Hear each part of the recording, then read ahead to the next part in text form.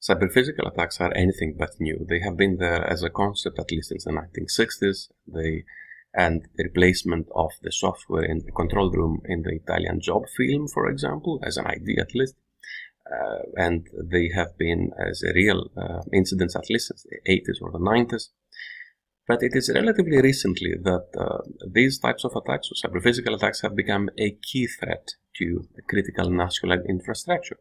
So I think it is a good idea to go through the history of cyber-physical security incidents, mainly the early history, which I consider to be from the 1980s and 90s to 2014, perhaps 15, when most of the different types of cyber-physical attacks materialized, either in the real world or as experiments or as natural accidents, as we might call them, and through them see the motivations, see the different types of impact, see the different types of entry points, see the different types of risk involved in cyber-physical systems and and also to a large extent in critical national infrastructure.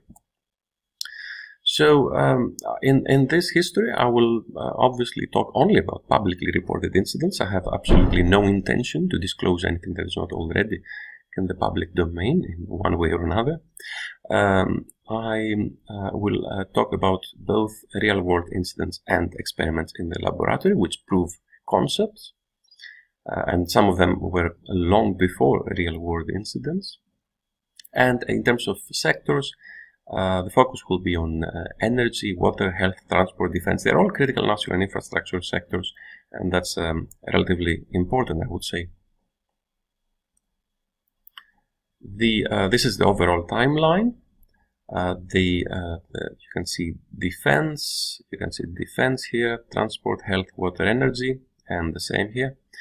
And where there is a black background, as in here, that's an incident confirmed to have involved some kind of cybersecurity breach.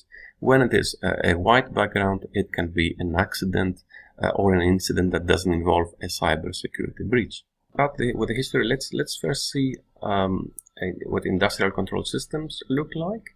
So the PLC, the Programmable Logic Controller, is an embedded system that allows configuring the logic of a system that involves sensors and actuators in an industrial context. So these can be, think of them as computers that are able to operate in adverse conditions, whether there is a lot of heat or there is a lot of vibration. So in difficult conditions, these are the types of computers that would be used to control, let's say, plant machinery. A distributed control system, a DCS, is a distributed system that controls the whole plant's industrial processes, as in the entire production line in a manufacturing plant. And there is the term SCADA, Supervisory Control and Data Acquisition, which is the type of system that centrally monitors and controls geographically dispersed assets in an industrial setting. The focus is on real-time data gathering, and they monitor and control RTUs, which are responsible for sensing. There is a HMI, which is a human-machine interface. It looks like think of these screens that you see in control rooms. So these are the visualizations. These provide the visualization for the HMI, for the human-machine interface, which displays the remotely gathered data for the human operators. So now in practice, today's PLCs and RTUs, so today's programmable logic controllers and remote terminal units, RTUs, have largely similar functionality. From the perspective of cybersecurity, let's use from now on only the term RTU. It doesn't make a huge difference. So for a cybersecurity professional, I don't think it makes a huge difference to differentiate between the terms. So let's use the term RTU for those remote terminal units, for those computers that are attached to sensors and actuators in an industrial setting. And there will be the SCADA server, which is where all the information is coming from the RTUs. And from the SCADA server, it is visualized in the HMI, which is the interface for the human user. Now, with this in mind, let's see one of the first attacks that happened in the energy sector. This is a pipeline in Bellingham that in the late 1990s it ruptured because of a slowdown of the SCADA system controlling it. Now remember what the SCADA system is? It's the supervisory control and data acquisition system, where all the data are coming from the various sensors and from where the human operators can operate remotely the actuators. So for this pipeline, the sensors and actuators, there was a slowdown for the SCADA system controlling it, and the result is that pressure started building up. That was due to some completely unrelated damage, but the SCADA system was not responsive enough to be able to inform the operators, so it was unable to detect and in this way help the operators alleviate the buildup. The result of this, of the pipeline rupture in Bellingham, Washington, is that it caused 3 deaths and considerable environmental damage. It was partly attributed to the slowdown of the SCADA system. Now, there was no cybersecurity incident, but it already shows that the health, the status of the SCADA system is very important for the health in physical space, for the safety in physical space. And not very differently, a natural gas pipeline exploded in San Bruno in California, and that killed 8 and injured another 60 in 2010. Again, it was partly attributed to erroneous this time and unavailable SCADA pressure readings. So the SCADA system provided incorrect readings. Again, it was not a cybersecurity breach, it was more of an accident, but again, it shows the significance of having integrity and availability of information in a SCADA system. In 2003, the Slammer worm, you may remember it as a type of malware that had disabled many computers across the world. Well, it had also disabled the safety display at Davis-Besse nuclear power plant in the United States. The contractors could connect to the network directly, effectively bypassing the firewall in this case. So when a contractor's computer infected with Slammer connected to the control network, now the worm launched a denial of service attack against it. And in 2008, this is actually an extremely interesting case. This is in the Hatch nuclear plant. An engineer who did not know that a particular software update was designed to synchronize data between the control network and the corporate network. Now, to clarify, in any organization like a nuclear facility, there will be the control network, which is specifically for where the actuators, where the PLCs they are to use, the SCADA systems connect, so as to control the sensors and the actuators. And so this is where the engineers would work. And there is, of course, a separate corporate network where everyone else, also including the engineers, will be connected, for example, to do their spreadsheets, to do their emails. So this is a standard corporate network of any organization. And there was a link between the control and the corporate network that was synchronizing the data between the two networks. So after the engineer reset the data at the corporate network side, so remember, so notice that we're not in the control network, we're not where the SCADA is, it is the corporate network, yet the engineer reset the data there. So let's say something was set to 0, and this was interpreted as a sudden drop of the level of water on the other side, on the control network, because of this synchronization. So having this sensing value being incorrect, this showing a very low value of level of water, that triggered an automatic shutdown of the plant. So the Hatch nuclear plant was shut down automatically because of this change of value for a sensor on the corporate side that was synchronized with the control side. An extremely interesting one is the Aurora generator test. This was a staged cyber attack experiment on a power generator of one of those that are commonly used, or certainly were commonly used at the time in 2007-8 in the United States. And the result is that it quickly burst into thick black smoke. You can see the footage on the BBC, on the CNN. In fact, let's do it now. Let's go to Google and Google for Aurora generator test and YouTube. There we are. So this is the generator. What is happening is that the researchers are connecting to it, they have connected to it, and they are sending commands for switching it on or switching it off, so stopping and restarting again at very high frequency, so very often, with a very low period. So when this happens, the generator is starting and stopping. Now we're talking about a massive machine, massive rotation, which is happening and stopping again and happening and stopping again. This is causing significant physical damage to the generator, and we see a little bit later that the generator is destroyed, and you can see the thick black smoke there. This is done. So in less than a minute, the researchers showed that if you have the right if you have a network connection to any of these systems, you can damage them physically very quickly. So let's go back now to our slides. This is what in 2007. I'm not sure why it was aired by CNN so quickly. Actually, it was aired back then, but it was perhaps to some extent inspiration for attacks to come. In 2007, in 2008, I think there are now a number of different attacks in the energy sector. So the attacks in Pacific Energy Resources in California, where a former employee attacked the leakage detection system at a marine oil platform, and similarly another former employee in Energy Future Holdings in Texas who attacked energy forecast system at a nuclear reactor. So that's started becoming almost like a trend.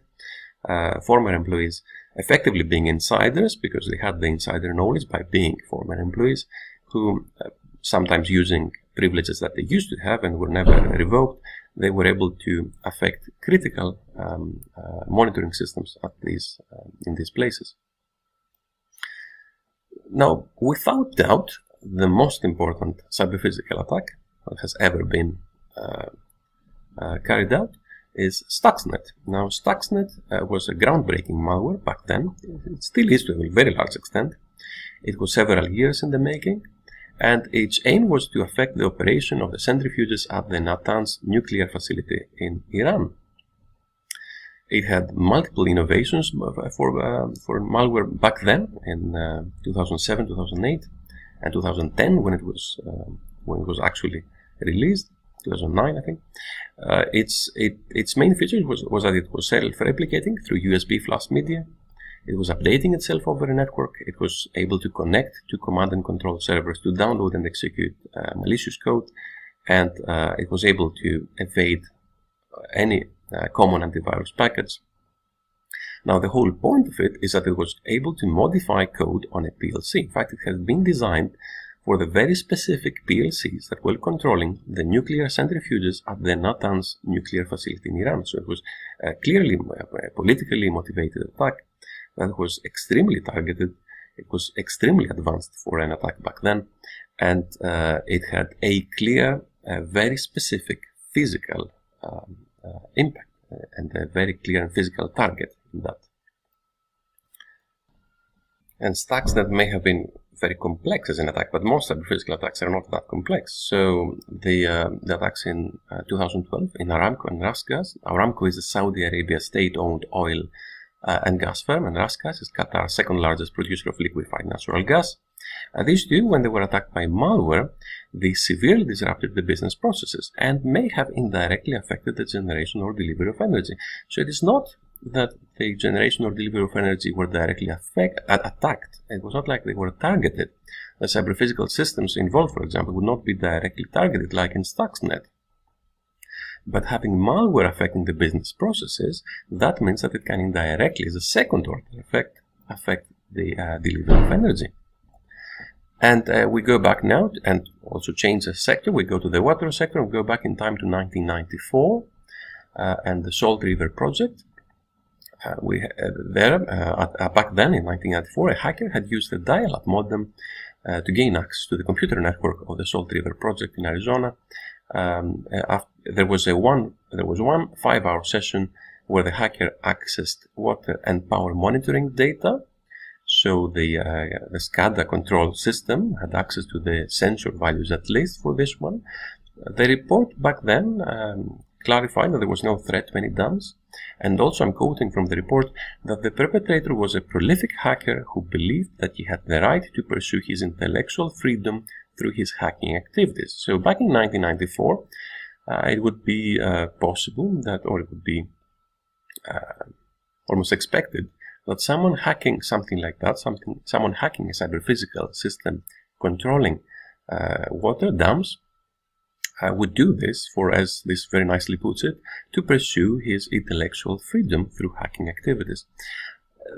Things were not quite the same a lot later. So in 2000, when an area was attacked, a very nice area, in fact, in Queensland, Australia, was attacked, the motivation was very different. What happened is that in a local council, which had recently installed a SCADA-based system for managing its kilometers, its 880 kilometers of sewers and 142 pumping stations, an ex-contractor had recently been refused employment with the council. So this ex-contractor, for a long time, I think for over several weeks, he was going around in his car with wireless equipment in his car, and was connecting one by one to these pumping stations and remotely overriding the commands. So the instructions to them, he would issue commands like open, close, or operate in some manner, in some compromising manner, a pumping station. The result is that the attack lasted I see here, it lasted 2.5 months, and after 2.5 months, 800,000 liters of raw sewage had been released into parks, into public waterways, and the grounds of a hotel. The person went to jail for 2 years for having caused this damage, and he was actually caught back then for a traffic violation. And when the police officer stopped him, noticed that there was something fishy about all this radio equipment in his car, and from then on the whole thing unraveled. But it was months that the operators of this SCADA system could not quite figure out how it is possible that the commands that they are issuing are overridden, and why they effectively lose control of pumping stations. There was an indication there was a human intelligence behind this, that someone is doing this, but no one could catch them, of course, because we're talking about 142 pumping stations distributed over a very large area in Queensland, Australia. We're moving now to 2004, and the release of billion gallons of water, which was the result of a catastrophic failure of the remote monitoring system. Again, but that was an accident. 2005, actually, I think it was. Then the Harrisburg water filtering plant, where a hacker connected from outside the United States and intruded into the network and installed malware. The malware could, but did not in any way affect the plant's physical operation. So that's back in 2006. And 2007, the Sacramento River incident, where on the day that a former electrical supervisor was dismissed after 17 years of employment, he installed unauthorized software on a SCADA system and caused water to be diverted from the Sacramento River. That was on the last day of his employment.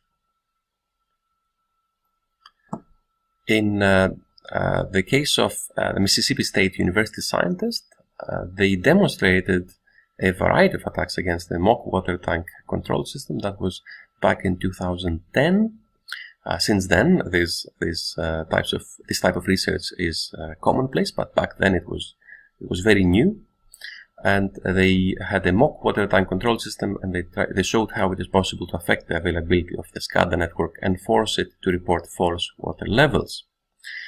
It is the time, that's back then in 2009, 2010, is when research funding started appearing for protecting critical national infrastructure, especially energy and the water sector. And most of the very important scientific papers in this area originate from around then, from just after 2010. A number of other attacks. I'll mention the South Houston water treatment facility, where a hacker nicknamed Prof was determined to show that water plant attacks were easy, and because he was not aware that an incident that was just before was just an accident, that was not a Russian cyber attack, as was reported widely back then. So that hacker found vulnerable water treatment facilities or one in South Houston, and in 10 minutes was able to connect to it and gain access to the water plant's HMI, to the human-machine interface.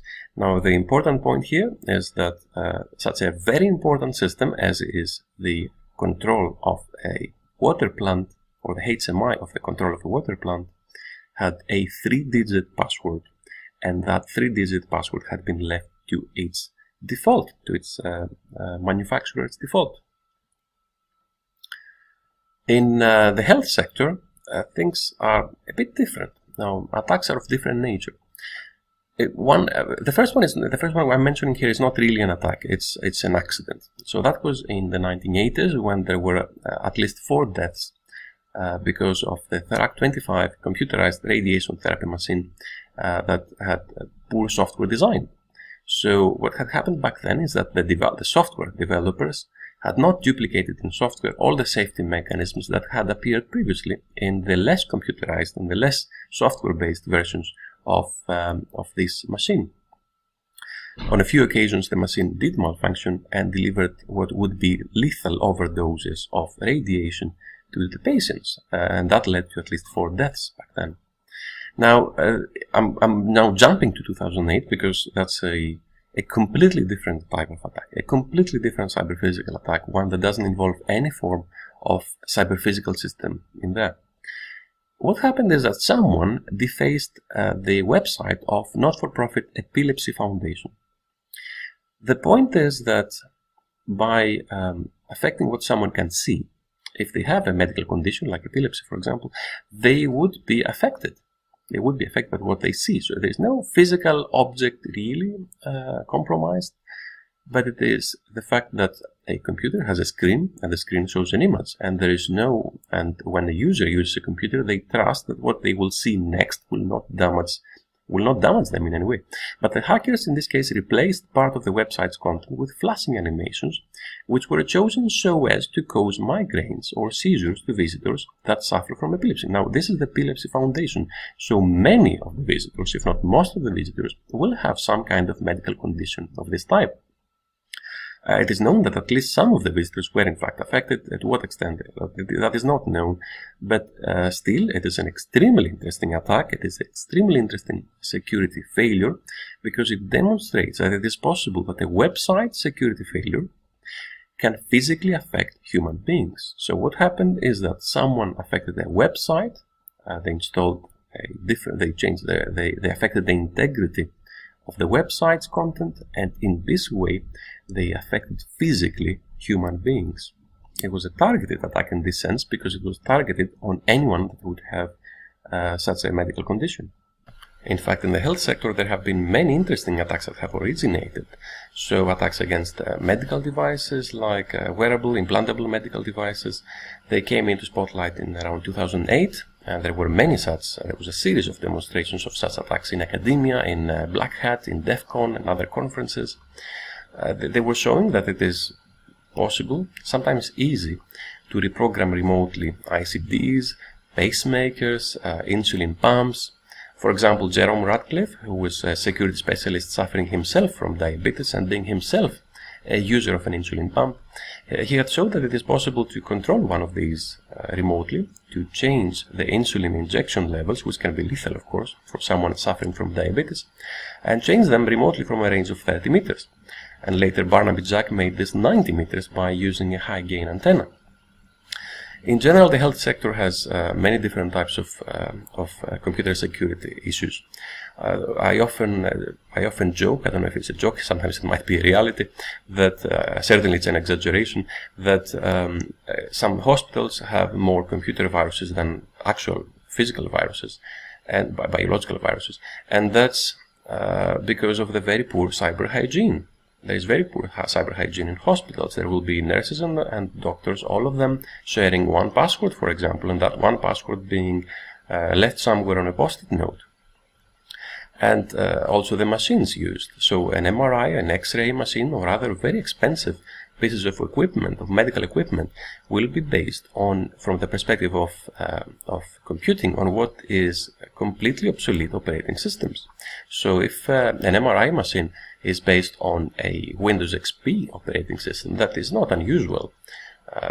An MRI machine is expected to be there and useful for, I don't know, maybe 15-20 years.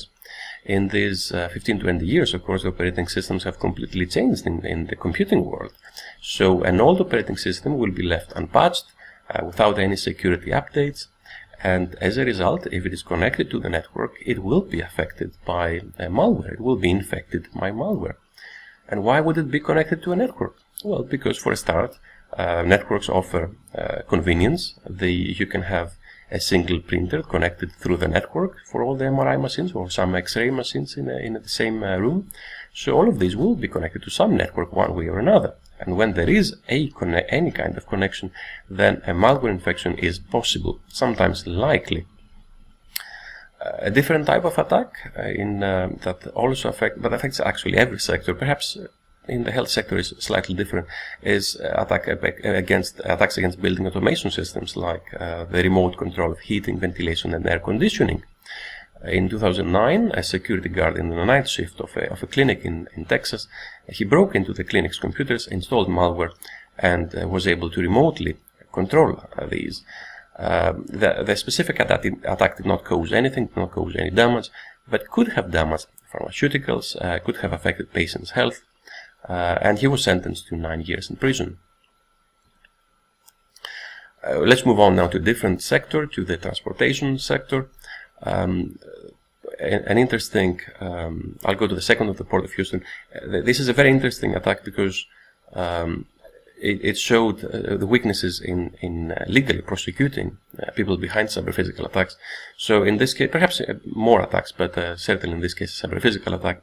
So in this case, there were web-based systems that were used to assist ships in the Port of Houston, and these were disabled by denial of service attack. The perpetrator, or the person accused, was acquitted because he claimed that he said that he was a hacker himself, that he belonged to a hacker group, but he also claimed that it is possible that foreign hackers had remotely gained control of his computer at the time of the attack, and then had deleted every trace of this, no trace were left of this supposed hijacking of his computer by foreign hackers. But back then, prosecutors were unable to rebut the claim beyond reasonable doubt, so he did not go to jail. In the transportation sector, again, there were many different types of malware infections that affected in the United States, in Australia and Alaska, that forced the different systems to shut down and cause commuter traffic for example, in Washington, D.C., or in Sydney, Australia. These are all the cases. These are all cases like the cases in the hospital and the malware infection, similar cases where the standard malware infected computers that controlled, for example, in the first case, dispatching and signaling systems, and that caused commuter traffic in Washington. Similarly, in Sydney, it was the Sasser worm back then that entered the network of Railcorp Railway, and a different type of a virus in Alaska that forced the air traffic control system to be shut down. Now, when an air traffic control system is forced to shut down, that means that aircraft cannot fly, that there can be no flights there, so there is no effect on the actual plane, but there is no flight. So it's a second order effect of a cyber attack. And another one that involves insiders was the LA traffic engineer strike in 2006, industrial action 2006, where two of the striking engineers stole the credentials of a manager and increased ever so slightly the duration of the red lights in LA. Now, if doing this in an area where there is already a lot of traffic, like in Los Angeles, that further aggravates the congestion. It did so at 4 critical intersections, and that led to gridlock for several days. The engineers were sentenced to probation 3 years later. Again affecting traffic lights, but this time an experiment in 2014. There were students, researchers in Michigan, the University of Michigan, that with the permission, of course, of the local road agency, were able to show that one can remotely have such an effect, so reduce, for example, the duration of the green lights, turn them green or red on command, and doing so by remotely controlling them. So there was no encryption, there was no authentication in the case that these researchers looked into, and the usernames and passwords were left to the default ones. This is a recurring theme. Usernames and passwords in cyber-physical systems or in control systems of critical infrastructure being left to the default value. So a value that one can see, or a password that one can read can find in a manual, in the manufacturer's manual for each system. So services for testing the system during its development were left enabled, so this were also exploited by attackers, by the researchers in this case. Perhaps the first case of an intentional cyber attack that directly caused injury to people was in Poland. It was a 14-year-old schoolboy, in fact, who had been studying the trams and trucks for a long time and had built a device. So he had built a device that was, it looked like a TV remote control, and it was able to move trucks and redirect trams. So in one case, a tram was in fact taken to the left while the driver was trying to steer to the right. It forced the rear wagon to derail and crash into another tram. There was four trams were derailed, and there were 14 passengers that were injured. So this is the first case, the first documented case of an intentional cyber attack that caused injury to people. We mentioned before the case of a web security vulnerability being exploited in order to cause impact. In the Epilepsy Foundation case, cause physical impact, like a physical effect on the visitors. Now, in a slightly different way, but again affecting a web-based system. This was the case in 2010, when a web-based vehicle immobilization system that was set up by the car dealer to disable ignition systems if the owner were late with payments. And now that was exploited by, if I remember correctly, an employee. Yes, it was an ex-colleague who used the password. So it is not clear, actually it's not clear whether it was a website flaw that was exploited or just a password that was used, someone else's password that was used. But in any case, what happened is that this web-based system was exploited, or data were changed, and as a result, remotely, all these cars were disabled. So their ignition systems were disabled.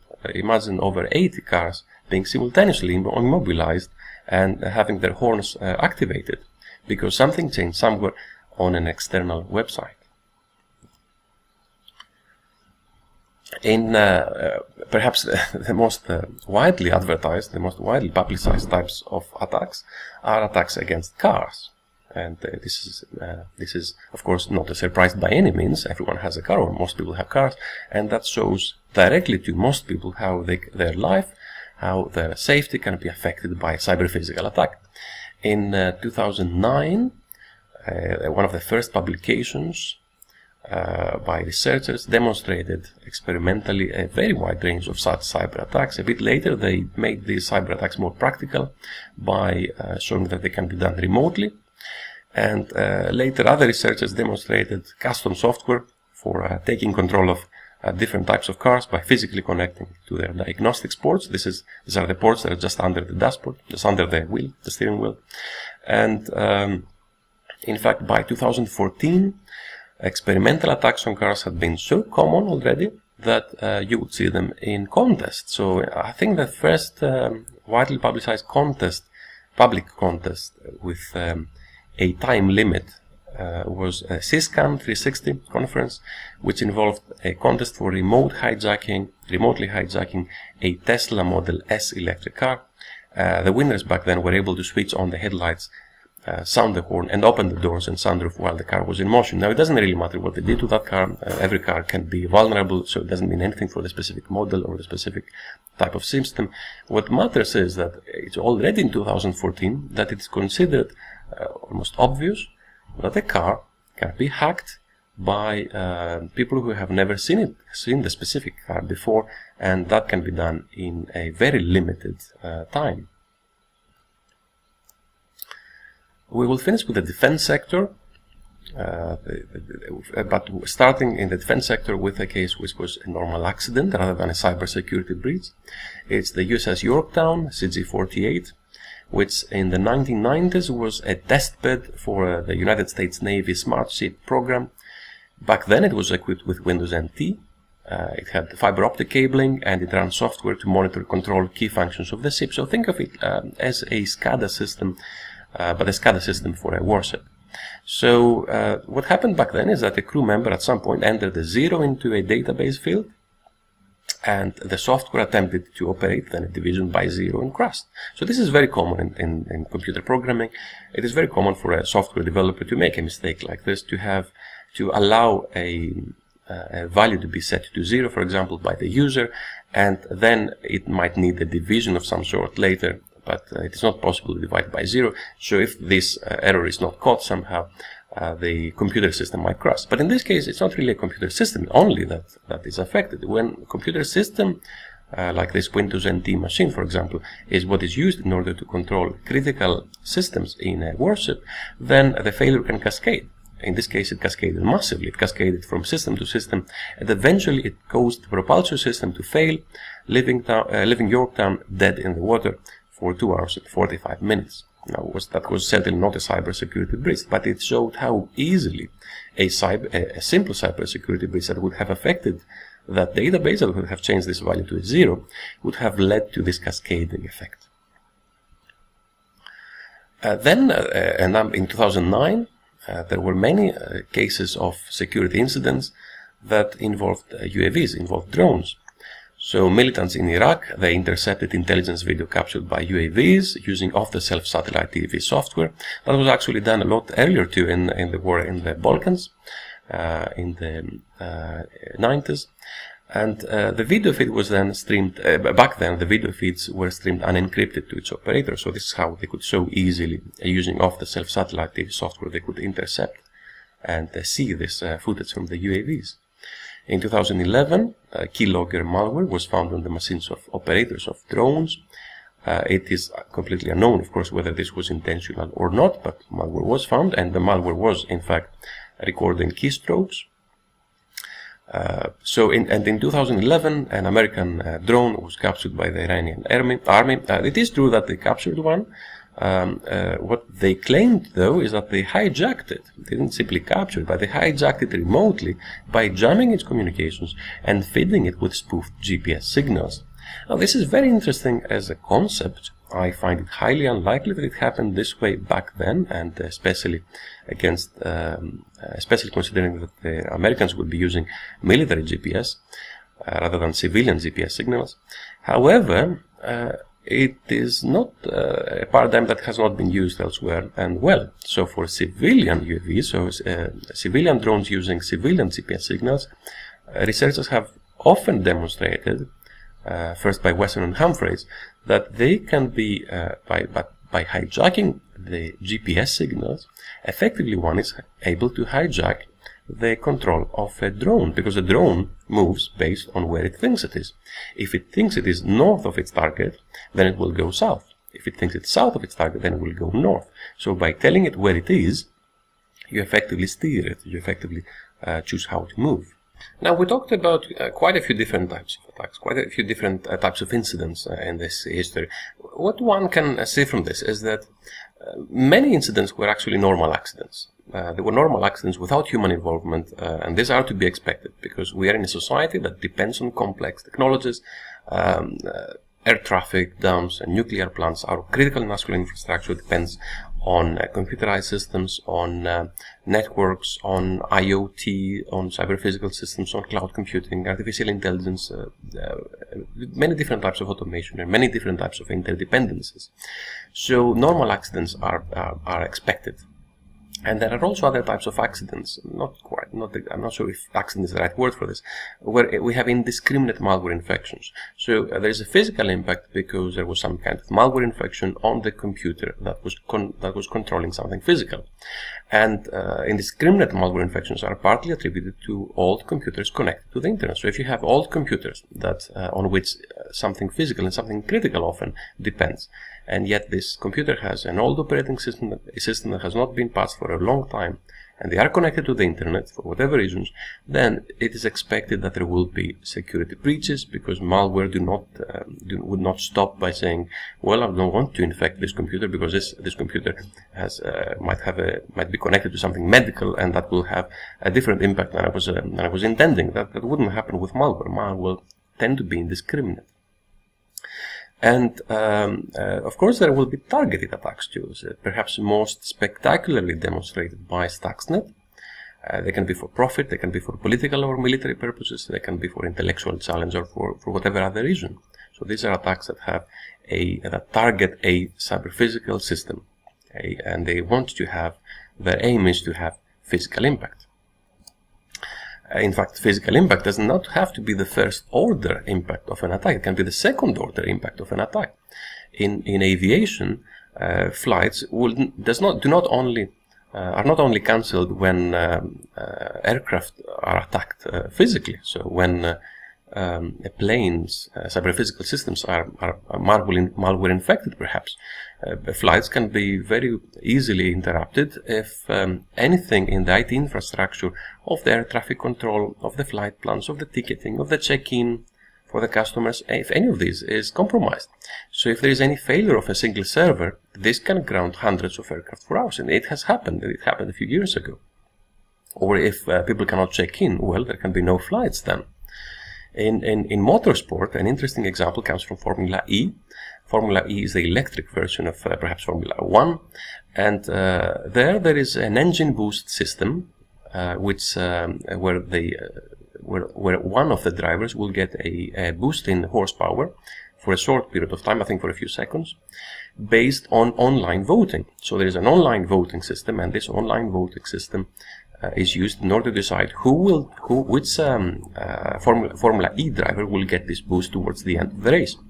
So the fairness of the engine boost system, so effectively which Formula E race car will go faster, will rely on the security of the online voting system. So it is not a surprise that the company behind Formula E has assigned to a security organization to ensure the security of the online voting system, because otherwise it would affect the fairness of the race.